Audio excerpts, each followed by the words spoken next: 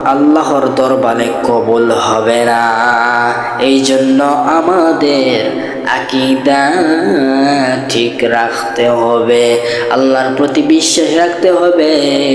অদৃশ্যকে যারা বিশ্বাস করে, নামাজ প্রতিষ্ঠা করে এবং যা অবতীর্ণ করা হয়েছে তার প্রতি দৃঢ় বিশ্বাস রাখে, এবং যে ধন সম্পদটা দিয়েছি তা থেকে তারা ব্যয় করে, এরাই হলো যথার্থ সফল কাজ করলো। সুবহানাল্লাহ। সফল। বিসমিল্লাহির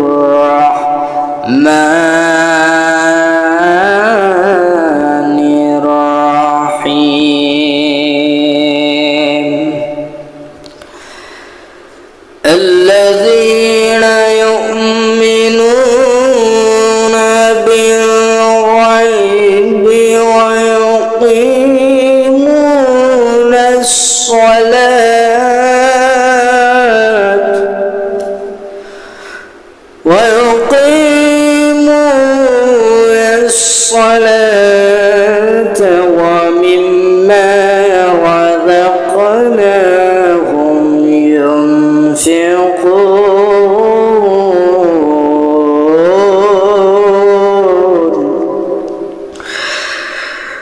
والذين يؤمنون بما أنزل إليك وما أنزل من قبلك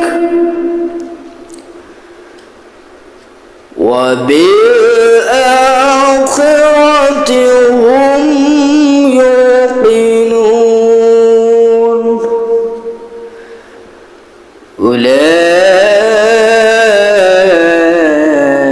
أولئك على هدى من ربهم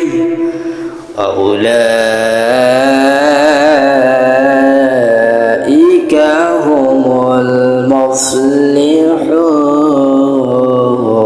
المفلحون. وقال الله سبحانه وتعالى آمرا ومخبرا للمؤمنين والمؤمنات إلى يوم القيامة إن الله وملائكته يصلون على النبي يا أيها الذين آمنوا صلوا عليه وسلموا تسليما. اللهم صل على محمد وعلى آل محمد كما صليت على إبراهيم وعلى آل إبراهيم إنك حميد مجيد. اللهم بارك على محمد وعلى آل محمد كما باركت على إبراهيم وعلى آل إبراهيم إنك حميد مجيد. আলহামদুলিল্লাহ, আল্লাহ রাব্বুল আলামিনের প্রতি কৃতজ্ঞতা জানাচ্ছি, যিনি আপনাকে আমাকে উভয়কে একটি দিনই মজলিসে আসার এবং বসার তৌফিক দান করছেন। সকলের দিল অন্তরস্তর থেকে পড়ছি আলহামদুলিল্লাহ। লাখো কোটি দরুদ সালাম বর্ষিত হক হযরত মুহাম্মদ সাল্লাল্লাহু আলাইহি ওয়াসাল্লামের উপর। সাল্লাল্লাহু আলাইহি ওয়াসাল্লাম। সম্মানিত মুহতারাম হাজিরিন এবং দিনী ভাইরা, আজকে যে বিষয়টি নিয়ে আলোচনা করব, বিষয়টিটা কোরআনুল কারীমের আমি কোরআনুল কারীমের শুরুর যে প্রথমে যে কয়েকটি আয়াত থাকে বাকারার, সেখান থেকে আয়াতগুলো তেলাওয়াত করেছি, সেখান থেকে সংক্ষিপ্ত আলোচনা করব। আল্লাহ আমাদের সকলকে বোঝার এবং আমল করার তৌফিক দান করুক। যারা অদৃশ্য বিষয়ের উপর বিশ্বাস স্থাপন করে, আল্লাহকে কেউ দেখে নাই, অদৃশ্য দেখি আল্লাহ রাব্বুল আলামিন বলতেছেন যে আমাকে অদৃশ্যভাবে কারা উপলব্ধি করতে পারে তাদেরকে কোরআনুল কারীমে তুলে ধরলাম। আল্লাহ কোরআনে বলছেন الذين يؤمنون بالغيب ويقيمون الصلاة ومما رزقناهم ينفقون والذين يؤمنون بما أنزل إليك وما أنزل من قبلك وبالآخرة هم يوقنون أولئك على هدى من ربهم وأولئك هم المفلحون আল্লাহ কোরআনে বলছেন যারা অদৃশ্য বিষয়ের উপর বিশ্বাস স্থাপন করে, অদৃশ্য আল্লাহকে দেখে নাই এর প্রতি বিশ্বাস স্থাপন করে এবং নামাজ প্রতিষ্ঠা করে এবং আমি তাদেরকে যে সম্পদ দান করেছি তা থেকে ব্যয় করে, আর যারা বিশ্বাস স্থাপন করে সেসব বিষয়ের উপর যা আপনার প্রতি অবতীর্ণ করা হয়েছে এবং আপনার পূর্বে যা অবতীর্ণ করা হয়েছে, আর তারা পরকালের প্রতি দৃঢ় বিশ্বাস রাখে, তারাই তাদের পালনকর্তার নির্দেশিত পথে রয়েছে আর তারাই যথার্থ সফলকাম। এখানে বলছেন যারা অদৃশ্যকে তারা বিশ্বাস স্থাপন করে ফেলেছে, আল্লাযীনা ইউমিনুনা বিল গায়বি, যারা বিশ্বাস স্থাপন করে গায়বি অদৃশ্যকে, ওয়া ইয়াকিমুনাস সালাত, নামাজ প্রতিষ্ঠা করে এবং যে সম্পদটা তাদেরকে দিয়েছি তা থেকে তারা ব্যয় করে যা আপনার প্রতি অবতীর্ণ করা হয়েছে এবং আপনার পূর্বে যা অবতীর্ণ করা হয়েছিল, আর তারা পরকালের প্রতি দৃঢ় বিশ্বাস রাখে, তারাই তাদের পালনকর্তার নির্দেশিত পথে রয়েছে আর তারাই হলো সফল কাম। সুবহানাল্লাহ। অদৃশ্যকে বিশ্বাস স্থাপন করে যারা নামাজ প্রতিষ্ঠা করে, নামাজ পড়ে এবং প্রতিষ্ঠা করে, এরা বিশ্বাস স্থাপন করে আমি তাদের প্রতি যা অবতীর্ণ করাচ্ছি এবং পূর্বে যা অবতীর্ণ করা হয়েছে এর প্রতি পরকালের প্রতি দৃঢ় বিশ্বাস রাখে, ওয়াবিল আখিরাতি হুম ইউকিনুন, পরকালের প্রতি দৃঢ় বিশ্বাস রাখে, তারাই তাদের পালনকর্তার নির্দেশিত পথে রয়েছে আর তারাই যথার্থ সফল কাম। সম্মানিত মুহতারাম হাজিরিন, তাই খাঁটি মুমিন হতে হলে আকীদা ঠিক রেখে নেক আমল করা জরুরি। কেননা যে কোনো ইবাদত করা হোক না কেন, আকীদা বিশুদ্ধ না হলে আল্লাহর দরবারে কবুল হবে না। এই জন্য আমাদের আকীদা ঠিক রাখতে হবে, আল্লাহর প্রতি বিশ্বাস রাখতে হবে।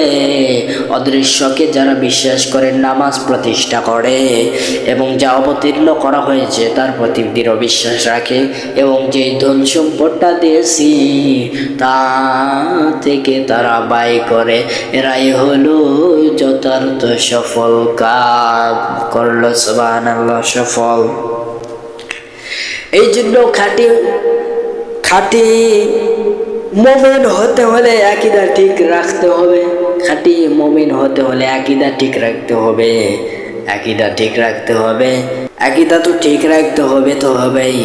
নেক আমল করা জরুরি, কেননা যে কোনো ইবাদতই করা হোক না কেন, আকীদা বিশুদ্ধ না হলে তা আল্লাহ তাআলার দরবারে কবুল হবে না। এই জন্য আমাদের মূল কাজ আকীদা ঠিক রাখা লাগবে। সম্মানিত হাজিরিন, যারা অদৃশ্যকে বিশ্বাস করে আল্লাহ আছে সেটাকে প্রায়োরিটি দিয়ে আমরা বিশ্বাস করলাম, বিশ্বাস স্থাপন করলাম, এরপরে যে সম্পদটা দিয়েছে এটা ব্যয় করলাম, নামাজ প্রতিষ্ঠা করলাম, আল্লাহকে বিশ্বাস করলাম। আল্লাহকে কি দেখা যাচ্ছে? যাচ্ছে না। অদৃশ্যকে যারা বিশ্বাস করে, নামাজটা প্রতিষ্ঠা করে, ধন সম্পদ দিয়েছে তা ব্যয় করে, এরাই হচ্ছে সফল কাম হবে। কথা বুঝতে পারছেন?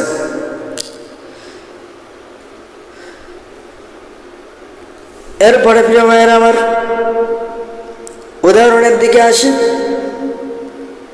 এরপরে কোন ব্যক্তি পরিপূর্ণ মুমিন, মুসলিম ও মুত্তাকি হতে হলে অবশ্যই তাকে ঈমানের পাশাপাশি নামাজ কায়েম, অদৃশ্য বিষয় সমূহের উপর বিশ্বাস, আল্লাহর প্রদত্ত সম্পদ থেকে ব্যয়, পূর্ববর্তী আসমানি কিতাব সমূহের প্রতি বিশ্বাস এবং পরকালের প্রতি দৃঢ় বিশ্বাস। এর ফলে যথার্থ সফলকাম ব্যক্তি হিসেবে নিজেকে প্রতিষ্ঠা করা সম্ভব। আল্লাহ কোরআনে বলছেন, কেননা মুত্তাকিদের ব্যাপারে আল্লাহ তাআলা বলেন, আল্লাযীনা ইউমিনুনা বিল গায়বি ওয়া ইউকিমুনাস সালাত। যারা অদৃশ্য বিষয়ের উপর বিশ্বাস স্থাপন করে, নামাজ প্রতিষ্ঠা করে, এরাই হলো সফল কাম। এরা যেই ধন সম্পদ পেয়েছে এটা তারা ব্যয় করে এবং নামাজটা প্রতিষ্ঠা করে। ঠিক কিনা বলেন? অদৃশ্য, আল্লাহকে দেখা যাচ্ছে না, তাও তারা বিশ্বাস স্থাপন করে, মুমিন বান্দা বান্দিগুলো নামাজ প্রতিষ্ঠা করে, এরাই হচ্ছে সফল কাম। এবার আসেন প্রিয় ভাইয়েরা আমার, আরেকটি বিষয় আসে। সমাজে এরকম মুনাফিকি লেবাস আছে না নাই? যারা মুনাফিক, এদের জন্য ভয়াবহ শাস্তি রইয়াছে। কারণ এইরূপ মুনাফিকদের পরিণতি জাহান্নাম, তাদের অশুভ পরিণতির কথা আল্লাহ রাব্বুল আলামিন আল্লাহ তাআলা সূরা আন-নিসার 145 নং আয়াতে ইরশাদ করেন, ইন্নাল মুনাফিকিনা ফিদ দারকিল আসফালি মিনান নার। নিশ্চয় মুনাফিকরা জাহান্নামের সর্বনিম্ন স্তরে অবস্থান করবে। কেন প্রবেশ করবে? তারা মানুষকে ধোঁকা দিয়েছে, তারা মানুষের সাথে প্রতারণা করেছে, তারা টাকা ধার নিয়েছে কিন্তু টাকা দেয় নাই। এমন লোক মনে হয় নওগাঁতে নাই, সান্তাহারে নাই আছে। ঠকিয়েছে, প্রতারণা করেছে, এমন ব্যক্তি সারাক্ষণ মিথ্যা কথা বলেছে, এরা কাদের কাছে অন্তর্ভুক্ত হবে? এরা হলো মুনাফিকদের কাতারে অন্তর্ভুক্ত হবে। আল্লাহ বলছেন এদের পরিণতি কেমন হবে? ইন্নাল মুনাফিকিনা ফিদ দারকিল আসফালি মিনান নার। এই মুনাফিকদের পরিণতি হবে জাহান্নাম। সেই জাহান্নামে, শুধু জাহান্নামেই নয়, কিন্তু জাহান্নামের নিম্ন স্তরে তাদের ফেলা হবে। কেননা তারা মানুষদেরকে প্রতারণা করেছে, মানুষদের সাথে প্রতারণা করেছে, টাকা ধার নিয়েছে কিন্তু ওই টাকাটা পরিশোধ করে নাই, মানুষকে ঠকিয়েছে, মানুষের সাথে প্রতারণা করেছে, মিথ্যা কথা বলেছে। এই মুনাফিকদের স্তর হবে জাহান্নামের গভীরে। এই জন্য প্রিয় হাজিরিন, জীবনে যেটাই করেন মুনাফিকের কাতারে শামিল হওয়া যাবে না। জীবনে যেটাই করেন মুনাফিকের কাতারে শামিল হওয়া যাবে না। কথা বুঝতে পারছেন? আল্লাহ কোরআনে কি সুন্দর করে বলছেন, ইন্নাল মুনাফিকিনা ফিদ দারকিল আসফালি মিনান নার। নিশ্চয় যারা মুনাফিক এদের স্তর হবে জাহান্নামের গভীরে, গভীরে তাদের অবস্থান হবে, জাহান্নামের নিম্ন স্তরে গভীরে তারা থাকবে। যারা কথা দিয়েছে কথা রাখে নাই, সারাক্ষণ মিথ্যা কথা বলেছে, টাকা ধার দিয়েছে কিন্তু ওই টাকাটা পরিশোধ করে নাই, মানুষের কাছে প্রতারণা করেছে, মানুষকে ঠকাইছে। এমনও যুবক আছে মেয়েদের জীবন নিয়ে খেলা করছে, আছে না নাই? মেয়েদেরকে এইরকম ইপটিজিং করছে, মেয়েদের সাথে এমনভাবে কথা বলছে যে তাকে বিয়ে করবে, তাকে নিয়ে সারা জীবন থাকবে, অথচ এই যে ধোকা দিয়ে চলে আসছে, সেই মেয়ের জীবন শেষ। বেটা তুই মেয়ের জীবন নষ্ট করছিস, হ্যাঁ? তুই মুনাফিক, তোর স্তর হবে জাহান্নামের গভীরে অবস্থান করবি, মাথায় রাখিস। এই জন্য কারো কাছে প্রতারণা করবেন না, কাউকে ঠকাবেন না, কাউকে অবহেলা করবেন না, কাউকে মিথ্যা কথা বলবেন না, বানর মিথ্যা কথা বলবেন না। কথা বুঝতে পারছেন? জীবনে যেটাই করেন মুনাফিকের কাতারে প্রবেশ করা যাবে না, খাতারনাক। এই জন্য আমরা বিষয়টা ভালো করে লক্ষ্য করব যে আমরা কখনো কোনোদিনও মুনাফিকের কাতারে সামিল হব না, না, না। কথা বুঝতে পারছেন?